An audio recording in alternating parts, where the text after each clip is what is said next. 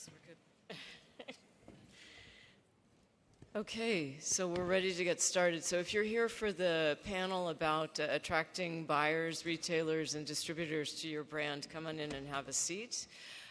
Some of you may have been here the other day. There was sort of a companion presentation to this that was about getting attracting attention to the brand. So today we have a panel again of experts from the retail world, from distribution, from luxury goods.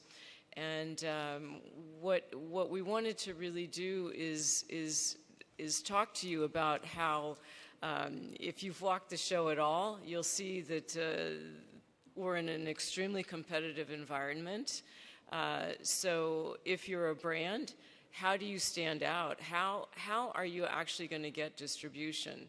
Because another point, just yesterday, I was on my panel where we talked about the results of what brands told us, and the most difficult thing that they said was getting distribution and getting in the point of sale. So that's why we have the panel here, because these people are going to give you their opinion as experts on what they've lived, what they would suggest to you, the advice, and then we have a couple other points where we're going to talk about how they, for two retailers specifically, one from the independent side, one from a more of a specialty world, how they monitor performance.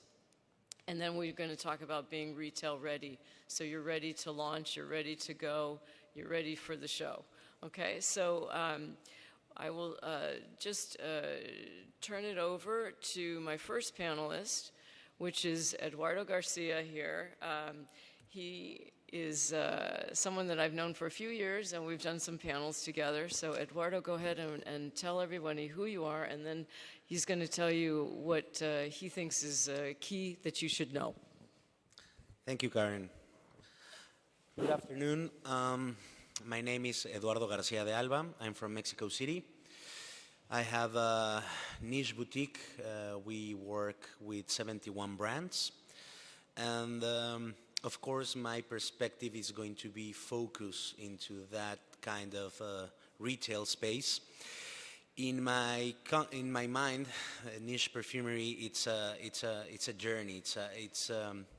You need to discover new things, and for me, a brand has to propose something different. I know some of my colleagues will have a different approach.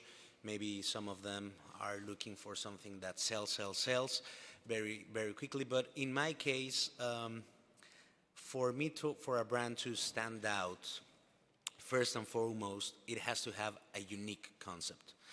And that's something that, as time goes by, it's increasingly difficult to have, you know. You cannot discover the wheel. It has already been discovered. And so, but I know that when a brand understands what they want to do, and they are coherent in their design, their smell, their package, the way how they announce the brand to the world, for me it makes sense. It makes a concept. It's a unique concept, and that's something that niche consumers for these kind of boutiques are interested. If they are looking for the next, I don't want to put a name, but bestseller kind of perfumes, they don't go to my kind of stores. You know, they go online, they go to Macy's, they go to stores. They already know they will have what they are looking for. In my case, they are looking for something different. And of course, that depends on the mirror you are looking at, you know, what it's interested to me. I know it's not going to be the same for Karen, and it's not going to be the same in another country. So I think that is something very important. And I think my last point would be, how do you reach out to these kind of retailers? Well, I think you have to be able to navigate it through social media and reach out. You have to do your research regarding who are you targeting to, what kind of retail stores are you looking for. So when you reach out to them, I'm going to go to your Instagram page or whatever, and it has to make sense. What you told me on the phone or on the email to what I see, to how, if that makes sense, it doesn't have to have, in fact, you can have 2 followers. That could be even more interesting, like, okay, so this is obscure, nobody knows this. That would pique my interest. So it doesn't have to be, at least in my mind, regarding to the number of followers or how popular you are, but just to be coherent with the concept you are selling. And at least in my store, that brand has a purpose to be there, and we would have a client that it's definitely in the look for that specific. I mean, that's the definition of a niche perfume, for a very specific niche of clients. So I think that would be my take, Karen. Okay.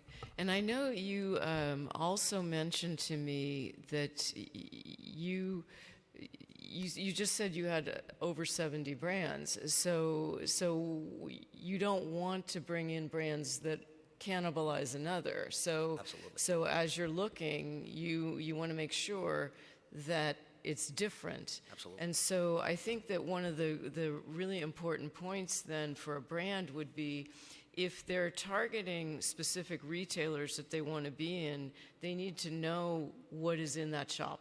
Absolutely. So that they know that they have something different to bring to them that the store doesn't already have. Absolutely. But I mean, I think that's where the be authentic kind of concept is. If you know what you are trying to do, at least I don't think you are going to do or have in your references some copycat perfumes, because that, it's nothing bad, but that's when you want to sell.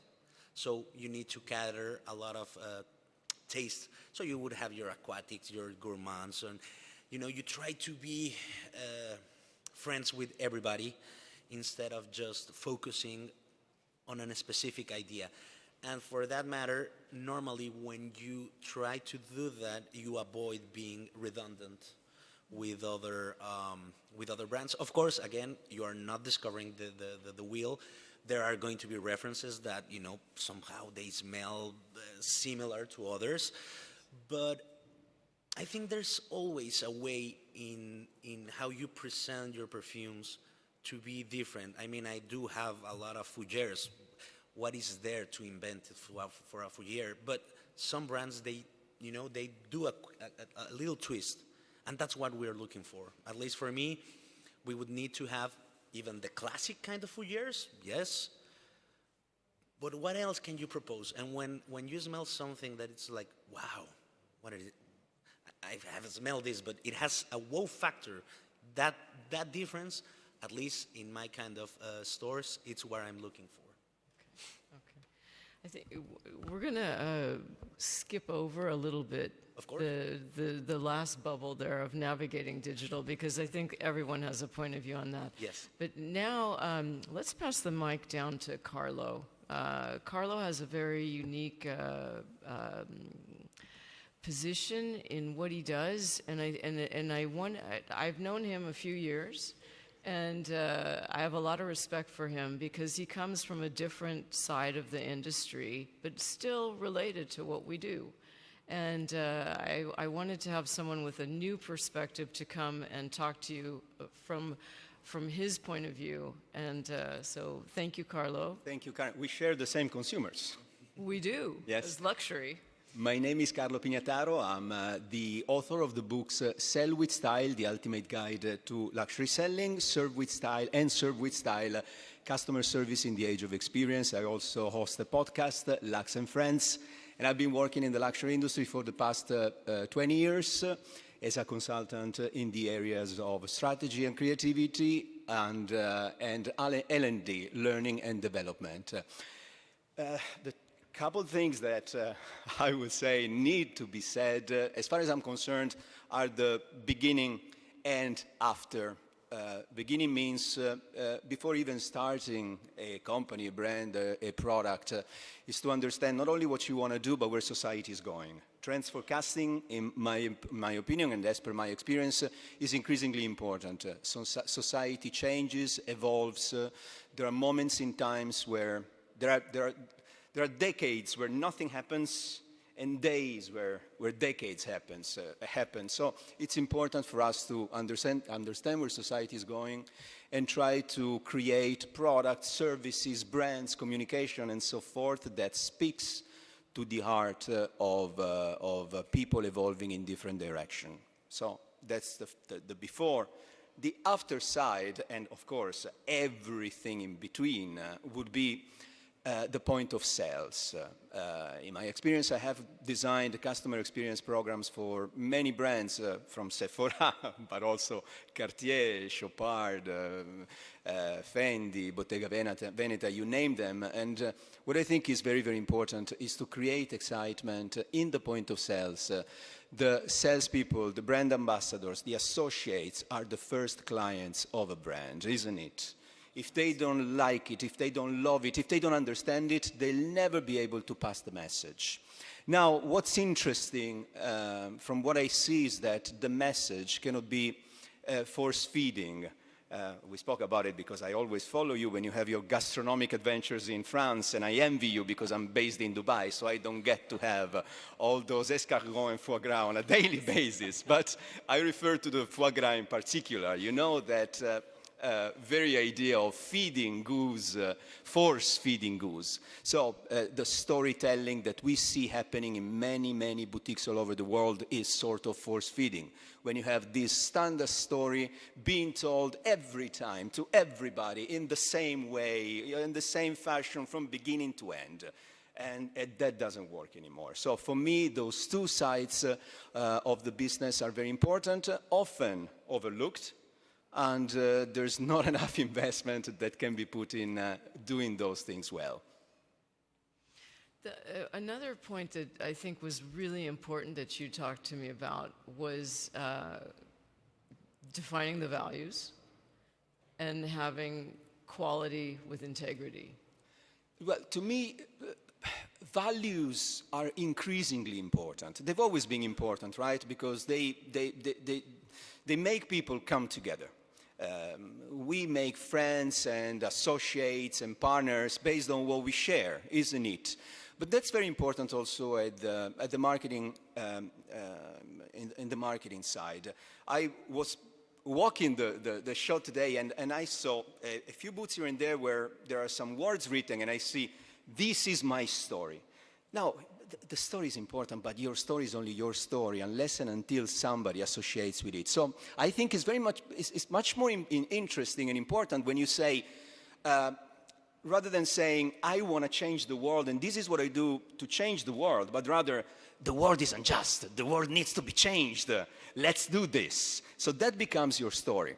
And to me, that's very, very important, because when you go out with your values and make them clear and people understand them, it's easy. It's just easy to understand. And quality, I can tell you from the experience of working with some brands that have hundreds of years of history. And some of them have remained on top of their industry. I'm thinking fashion, but I'm thinking jewelry as well. And there are companies that have literally hundreds of years of history, never compromising on quality of the product, quality of the experience, quality of the delivery, quality of everything they do has paid dividends. Well, I think we could continue going on that one, and we're going to come back a little bit later to because we recently had a chat about price for a company that I was working with, and I really liked the advice that you gave me, but we'll come back to that. So now I want to turn the stage over to Vesa, who I've recently met, and it's funny, we have a lot of we know a lot of similar people, we know a lot of people in common, and we also have a similar background. So, but he's Finnish, working in the UK, so you can see that this is an extremely international panel. Okay, so here we go. Thank you, Karen. So my name is Fesa Kalho, and I spent 20 years at Harrods buying side, and I was part of the team who created the Salon de Parfum, which is well known now in the industry as the destination for the luxe niche fragrance. And for the last 3 years, I've been head of beauty for Fenwick Department Store Group, which is the largest family-owned department store group in the UK with 8 stores. And for me, kind of like the importance has always been that when brands come and talk to me, that they've done their homework. So, you know, they've benchmarked themselves within the market to understand that who is their competition, because I want to understand that where would I position this brand within my stores, because, you know, you can't necessarily go next to the big luxury brands because that's not necessarily the same customer at the same time. So for me, it's to understand that do the brands understand who is their customer? And that's really important, that you know your customer.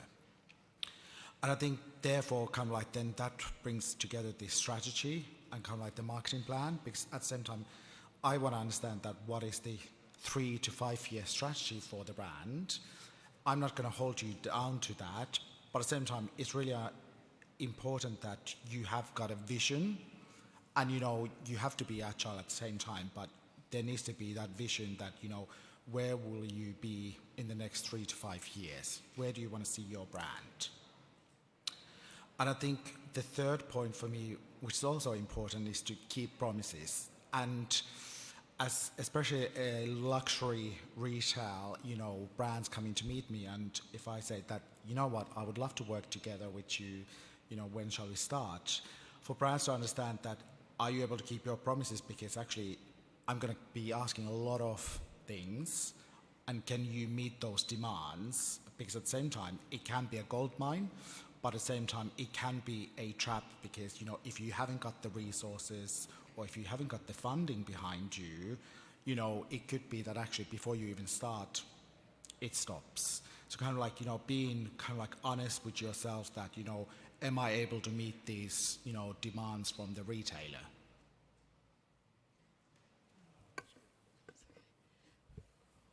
I think one of the ones that was really important, and if I can ask you to tell a short story, was, without naming anyone, it was about respecting production lead times.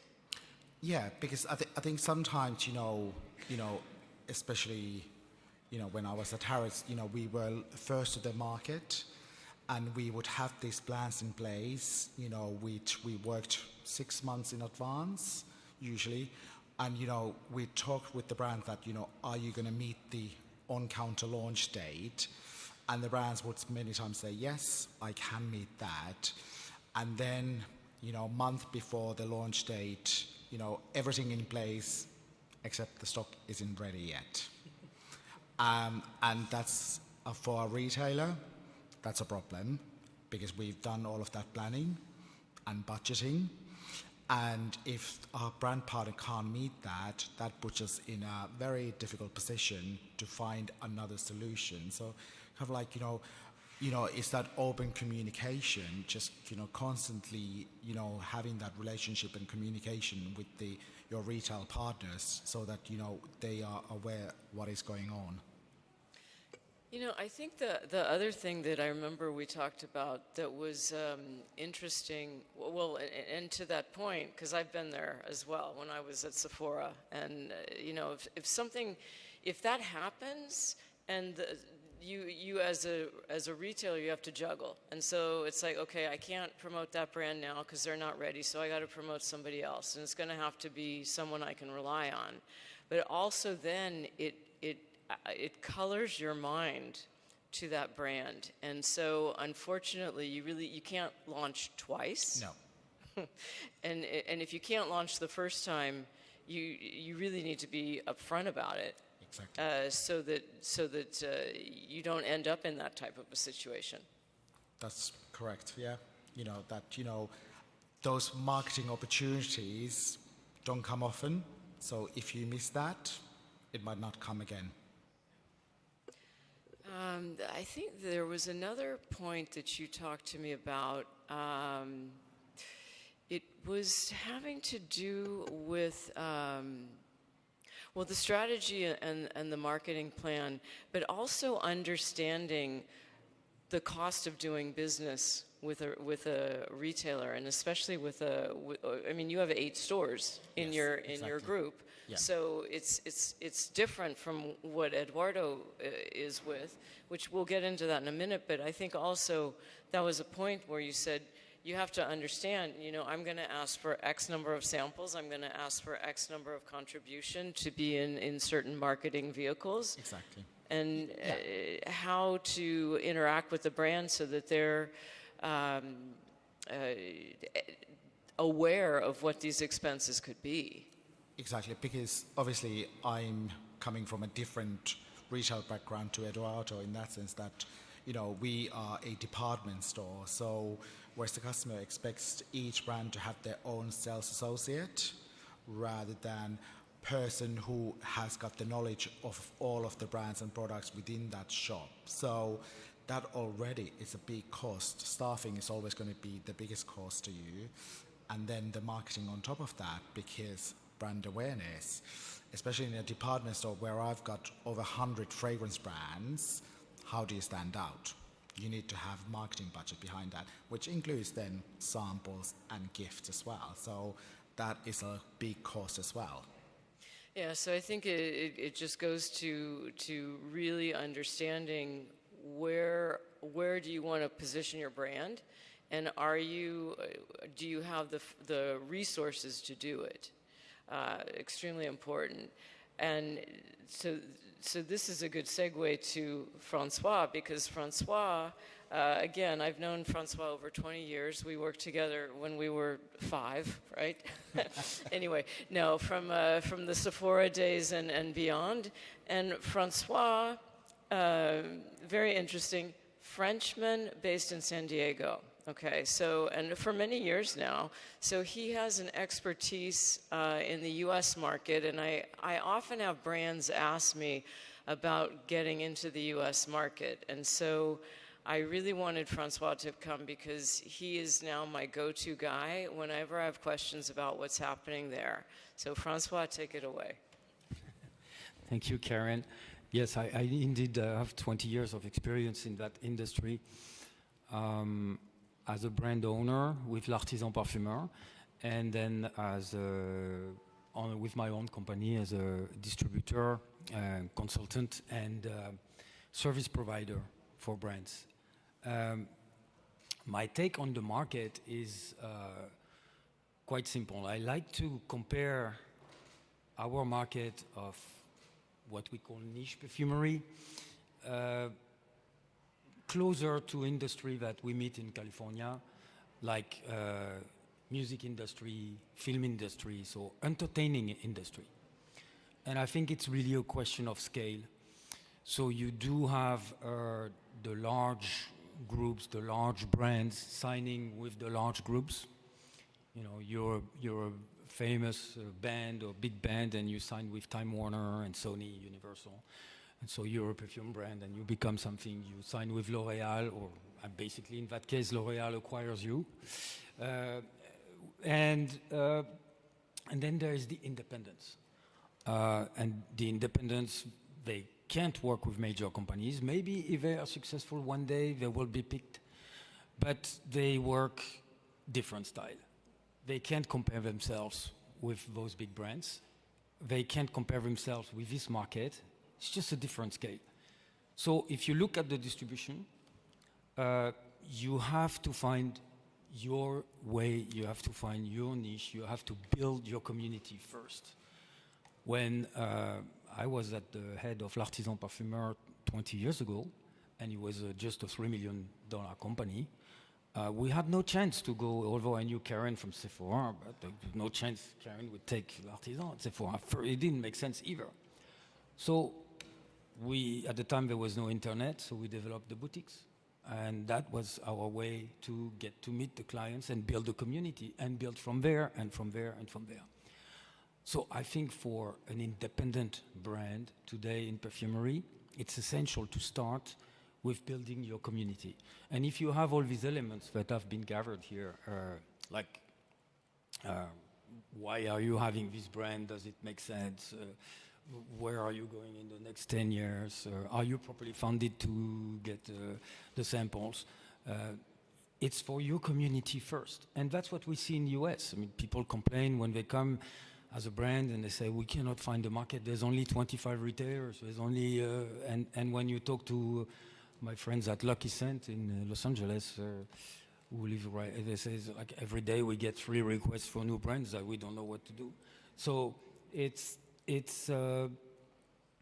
build your clientele, go direct to your consumer, build your community, and then your retailer will actually get attention. Because I remember 10 years ago, when you were approaching a retailer with a brand, they were telling you, well, I'm not going to, that brand has a website on its own.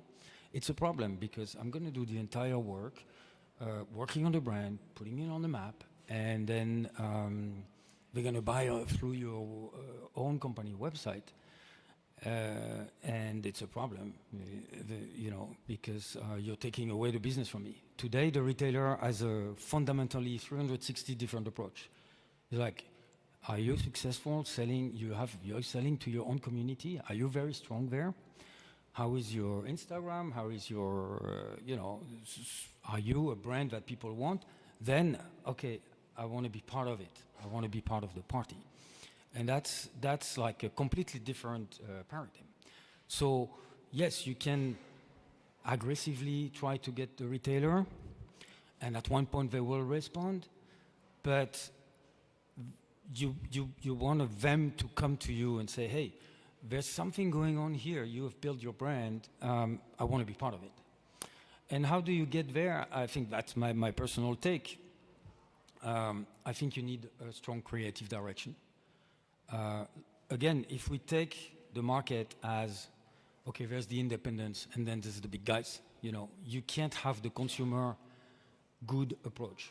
Consumer good approach, L'Oreal, Procter & Gamble, etc. You look at the targeted market, you say, okay, I'm going to target the 30 to 55, 35-year-old, income so-and-so, being I have the product, I have the ad that's going to speak to the people, etc.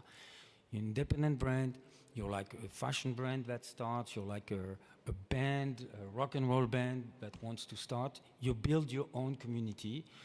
It's the founder is very important. Who are the people behind this brand? Why are they doing this? And are they meeting their community? Again, like the rock band, they're touring through the villages and then the cities, and their fan follows them, and eventually one producer will come and say, oh, okay, these guys are going to go somewhere. I found them, or then I acquire them. But I think today, if you're an independent brand, you run the show. And that's what I advise to the brand I work with. It's like, go partner with the retailers. And actually, the retailers I met with, they're like, okay, that's a new brand that we would take. How is the founder? Is he available to come and do seminars in our stores, Instagram lives? Yes. The answer has to be yes, and that person has to be charismatic. And I consider myself more like an agent in a way who books these celebrities that are, and they are absolutely essential to make the brand take off and the community. The second thing is, you need to have an offer that is adapted to what the retailer wants. I'm talking specifically for America, but our industry has been organized like we're making 100 ml, which is, the king size format in the ground. But today, when you look at the sales going on, like the brands that we have going through my network, we sell primarily discovery sets, samples, 10 mLs, 15 mLs, 30 mLs. And all these items that I named before, they were made to actually generate sales and sell the 100 ml. So today, it's quite desperate for people who have that logic. It's like, okay, if I do a discovery set, it doesn't matter if I lose money because it's to sell that. No, it's not happening. People sell a discovery set and rebuy a discovery set because I'm talking for the American consumer. They are hungry of newness. They are hungry of discover new brands. They're really into that market. So they're really interested into the independent perfumery, but they don't want to commit in buying a big thing. That's their parents, that's their grandparents. Today, they want the choice. They want, so I give you an example with a brand that we had, and stop me if I'm too long, but we were selling discovery set, and when we were selling the discovery set online, we were offering a voucher to deduct the price of the discovery set for the 100 ml. And we have the transformation rate was extremely low, like low single digit. And we're like, okay, what's going on? So we made a qualitative study. We called 20 clients, you know, and said, how about what's going on with the discovery set? You don't like none of the fragrance, you don't want to transform it to a buy purchase. They said, no, I will, don't worry, we will rebuy a discovery set. Okay, but why don't you want to switch to that? He says, because in the morning I put this scent, in the afternoon I put this one my father-in-law loves, this one I give it to my girlfriend, this one, and this is how you consume perfume, like you consume iTunes after, you know, I'm from the generation we're buying the LPs at Virgin Megastore or Fnac, and that was the LP of the month, okay? So that was basically the 100 ml for the perfume junkie. So, but today you download, you listen to your music when you want, at the price you want, you can switch like that. And this is happening to our category. This is why Essence 15 years ago had like 20 booths where we were like trying to, and this is what you have today. And this is why Silvio was saying it's going to grow again because it's unlimited, that Swift. And look at the TV channels. When I grew up, we had 3 TV channels, TF1 and FR3, and that was it. And then you switch to that. So I think America is very much in that mode.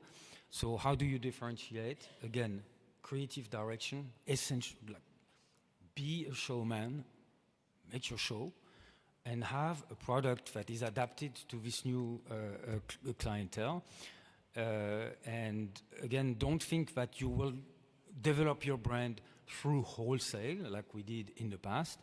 Your brand will develop within its own community. And when you become interesting, this buyer is going to come to you and say, hey, I want to be part of it. This brand is hot. I want to be part. That's my take on it.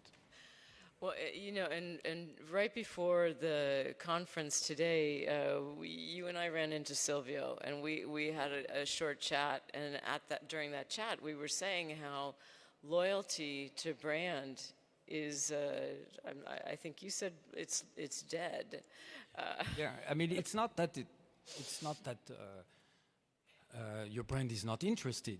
It's just, there's just so much more that arrived that, you know. So, and there's also no attention. I mean, I'm from that generation where we were picking a movie and we were watching the movie all night long. And now I see my kids, they scroll on YouTube. That's how they consume entertainment and culture. It's not that they're less cultured. They're actually we really have good conversations about what they see and what they experience. It's just a very different way to consume. And I think if we consider that independent perfumery is in the category of cultural goods, meaning entertainment, people will zap, basically, zapping. Yeah, well, I think that also goes to how the young consumer shops, and that they do like these what I call low commitment or no commitment sizes. So it's very easy to consume it. The price point is affordable, and it definitely gets them in. And they do like to experiment. And one other point, just to go back a little bit to the digital, was that Vesa, you were talking to me about your nephew, I think it was, and he's quite young. Yeah, So my nephew is going to be 18 next month, and I say I've got the best job in the world, seeing all these brands and products all day, every day. Love my job. But 3 years ago, my nephew didn't care what I did for work. He was like, "Beauty, what is that?" Now suddenly, I've got access to fragrance. I'm the favorite uncle because I can get him fragrance samples, full sizes. Because of TikTok, he understands the difference of eau de toilette and eau de parfum. And he wants the biggest sizes for free, obviously, because of my job. But in that sense, that his knowledge on fragrance is so far beyond compared to where it was when I was 17, 18. So in that sense that they are educated, but in that sense that, yes, they want a trial, but also they just understand the value as well, that, you know what, eau de parfum lasts longer, so actually my money goes further with that. So, yeah, so now I'm the favorite uncle for my nephew. Well, let's move forward to really looking at once you're in the store. Now let's imagine that you've gotten in the store. So we're going to have Eduardo and Vesa tell you a little bit about how they assess the brand. Like how much time are you giving it to be successful? How do you judge it? What are the factors? So, Vesa, why don't you start Okay. Yep. from a specialty point of view?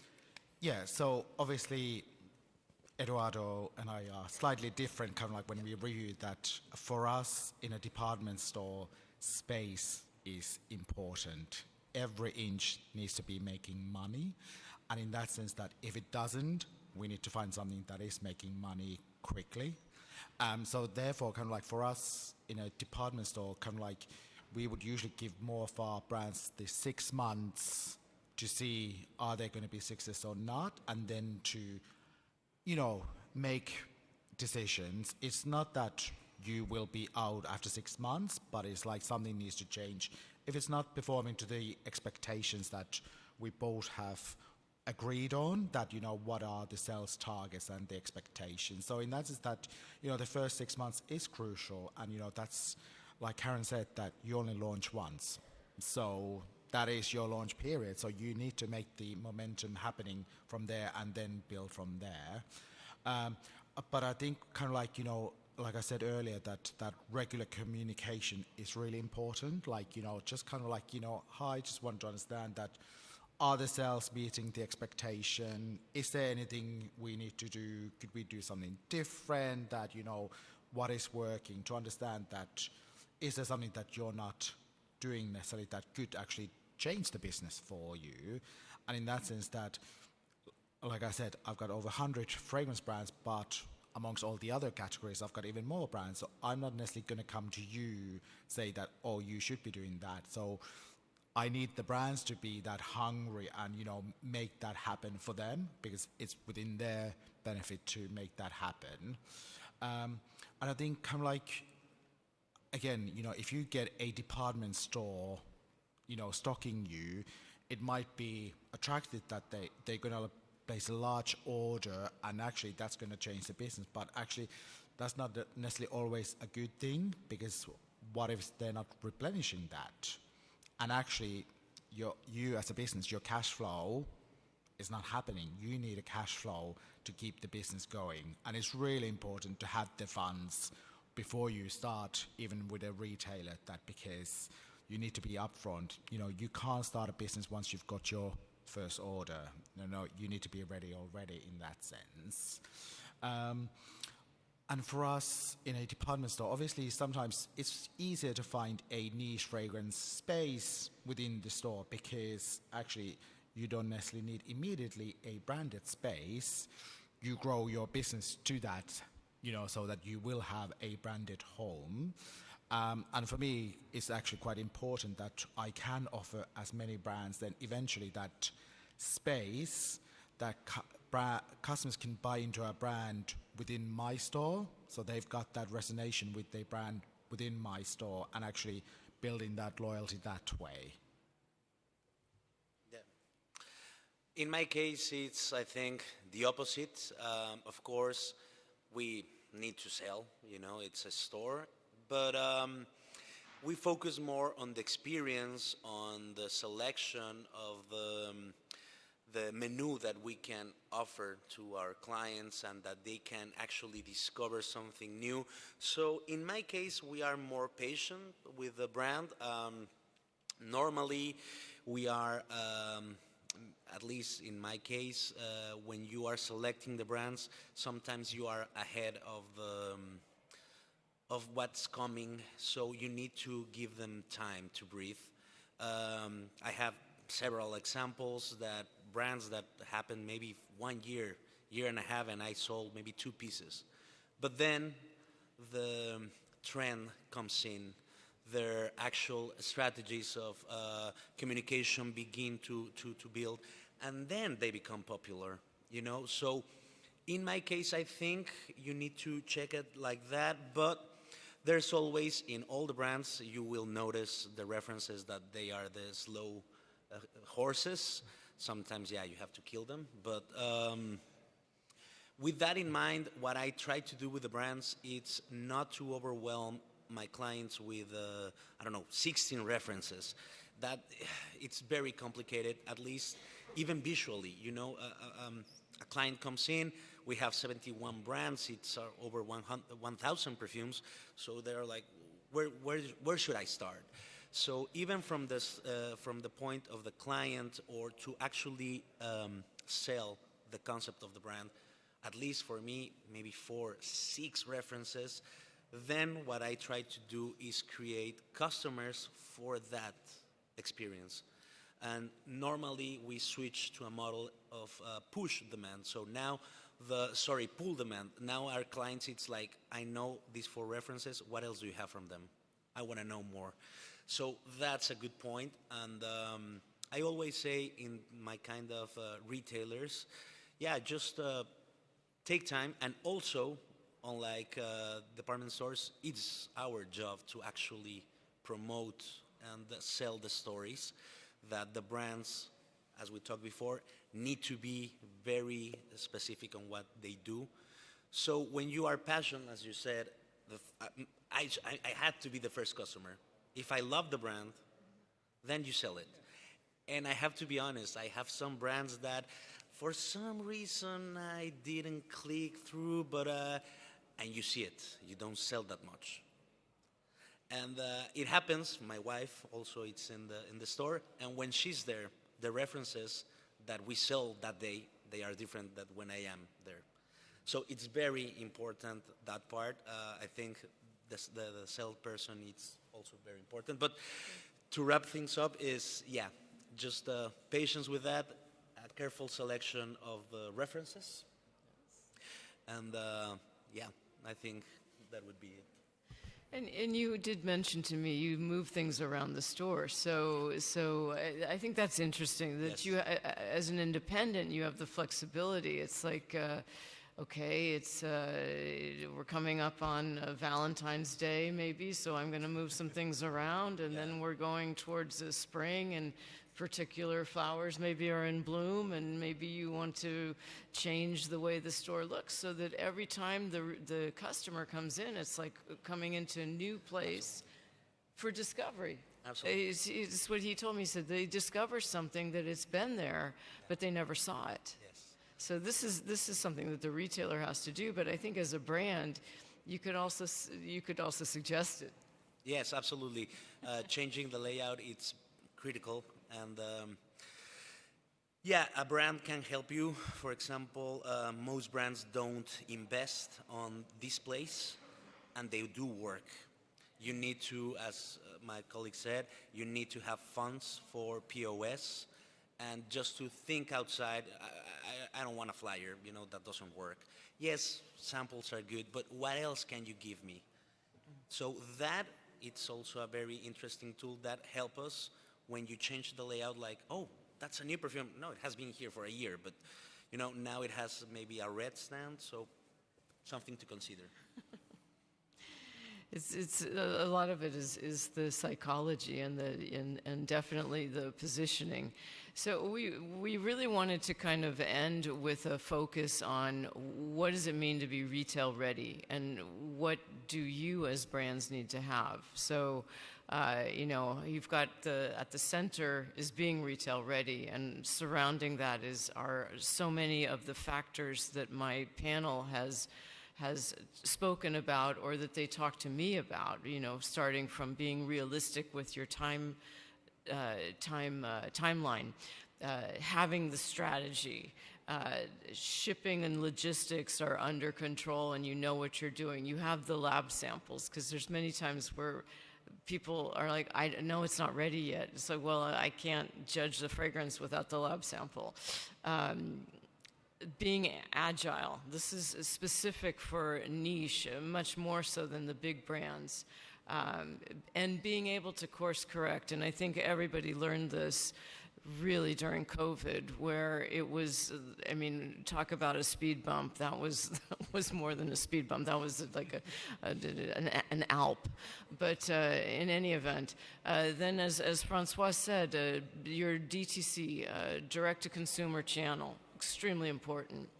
Discovery kits. This is something that this panel mentioned, and actually 2 days ago when I was with Circana, it was an opportunity that they called out, that they said this is something that's doing extremely well in the U.S. market. It's less available on the European market, but it's a reference that we feel is a strong sales driver and an opportunity. So look at your assortment. If you don't have it, add it. It's something that in another part of our role, we're consultants, and we definitely have been talking to brands about be ready, have a discovery kit, because it's the best way for the consumer to get to know you, especially if you're online only. The followers, again, a certain extreme value that you need to have that community and that following and that those people that love you. Ready to scale. So let's say that you take off on TikTok. Are you ready to go? And as Francois said, he likes to call it the road show. So it's like we're ready to rock and roll. We're ready to go. We're ready to go on the tour and to show the world what you have, and to be charismatic and convincing, and make them love you. And then you're retail ready. I don't know, is there anything else that anyone on the panel wants to add? No? No, maybe quickly, because We are. I think it's also, because we're talking a business and we say, oh my God, there's no loyalty. And so what does that mean after that? Does that mean I have to come up with every month with a new fragrance so I can stay on the market? No, that's not what it is actually. I think one of my take and observation and what differentiates brands that are going to take off or not is that you have one or two products in your line, like 20% of your items or SKUs are making 80% of your sales, then you can capitalize on a bestseller. So when I was in charge of l'Artisan Parfumeur, we had Mûr et Musc and Premier Figuier, and that was like our anchor. And this is what we were pushing and pushing and pushing to get there. Yes, there was fragrance release, there was other beautiful stories, but if you don't focus at one point, first of all, if you have the chance to identify a bestseller, and a bestseller is something that touches people's heart. That's what we do, okay? We create a product that has emotion. So once you have touched some people's heart, and you know it does touch people's heart, and retailer heart are successful with that, push that button of the one you have, which is your bestseller. And don't, because then, you know, like you said before, if there is 16 different perfume in one collection, where do you start as a retailer? But if you say, hey, this one is a strong seller, it touches people's heart, you'll see, it touched my heart, it will touch your heart, it will touch people's heart, go for it. Then, you know, it's essential to push that button, not to miss that. Because first you don't know, but once your brand is established and you see the first sales, don't forget to push the button of the bestseller, especially on the production side. Don't run out of stock of these. Don't discourage the people, and go all the way with that. Can I just say something about loyalty? I agree with you. Loyalty is somehow a thing of the past, except when a brand engages its community, then everything changes. Then loyalty is back again. When they're part of the conversation, when they get offered personalized products, when they can make their voice heard, that's where you get loyalty again. It's not necessarily easy, but it's certainly not top-down. So that's what I'm noticing. And that's my point with the creative direction. If you have a creative director that is also very active in not just making the perfume, but active in other places, a basketball player, to name Byredo, for instance, or something, then you do have that following. Absolutely. Yeah. Okay. At this point, are there any questions from the audience? And if so, we'll have a roving mic. Any questions? Oh, there's a question here. I don't know. Yes.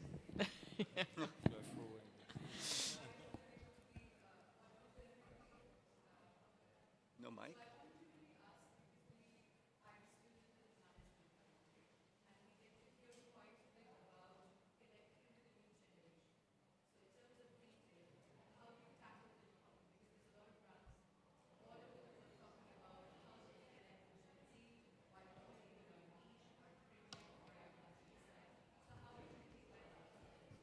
So I think so. If I heard you correctly, it's how do the retailers connect with the young generation, and specific to niche fragrance. Okay. Eduardo, do you want to? Very tricky question. I think, of course, you can. You need to choose very carefully who is going to be your spokesman. So yes, newer generations, and as Bessa said, they are coming very young with a lot of knowledge about perfumery. So I mean, if you select a correct spokesman that focus on perfumery, I think you can maintain the niche part of what you're saying and not like be heard from I don't know, a beauty content creator that also talks about clothes and hiking and eventually or casually talks about a perfume, because then it could lose, I think. But it's very complicated. I wish there was a simple answer, but that would be my take. I think from my point of view, obviously social media is important, and I think kind of like, and I know that as a buyer as well, I need to be aware of what is happening on the social media, but at the same time, as we know, it's quite easy to buy followers, for example. So to understand that what is the actual engagement, happening in that sense, that is that true engagement, that, is there a group of people who are really behind this brand and, or fragrance, for example. So that's really important. The other point for me as a retailer is the experience, in that sense, that how can we create that experience for our customers, be it teenagers or their grandmothers, but in that sense, that creating that environment that keeps them coming back and, something exciting, something different. And these days it's very challenging because everyone wants something new all the time, something different. So as a retailer, how do I do something different all the time? Actually, that's quite costly, but at the same time, it's important that the customer feels something that they're like, you know what, I loved that experience, so therefore I'm going to go back.